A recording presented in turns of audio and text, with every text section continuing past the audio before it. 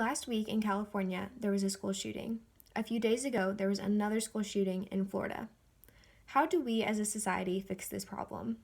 It is stated by the New York Times that 3 of the 10 deadliest mass shootings in modern United States history has come within the last 5 months. School shootings have seemed to be on the rise in recent years, and especially this year. There are things that can be done to prevent this from happening, though.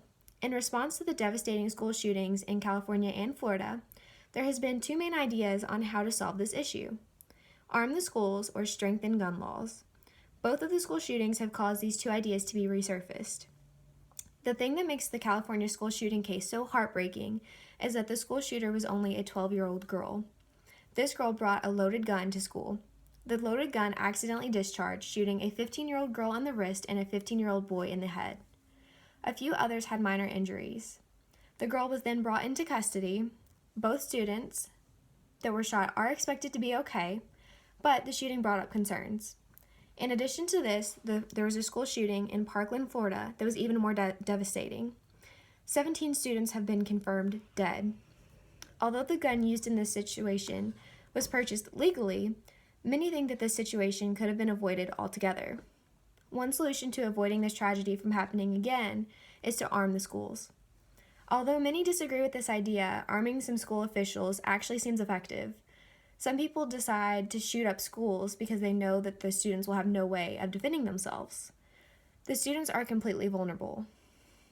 Giving some school officials firearms has merit because then other people may be discouraged from shooting in schools. There could be at least 1 police officer at each school that is armed and could protect the students in case of a shooting. This would make potential school shooters think twice about shooting up a school that could actually defend itself. An alternative solution to this problem is to strengthen gun laws. There is a strong controversy about strengthening gun laws, but with the recent shooting in California and Florida, this controversy is magnified. Some people believe that a person needs to prove that you are mentally stable and have a reason or a need to own a gun. This would have helped the situation in Florida because the school shooter, Nicholas Cruz, had a history of mental illness. Even a simple look at his social media would have proven that this man did not need to own a gun. Other thoughts are that gun owners should have to go through mandatory training. Through this training would come ways to keep guns out of the hands of children and how to safely have a gun in the house that has children, which would have helped the case in California, where the shooter was a 12-year-old girl. Until there is a logical solution, school shootings will continue to happen across the U.S.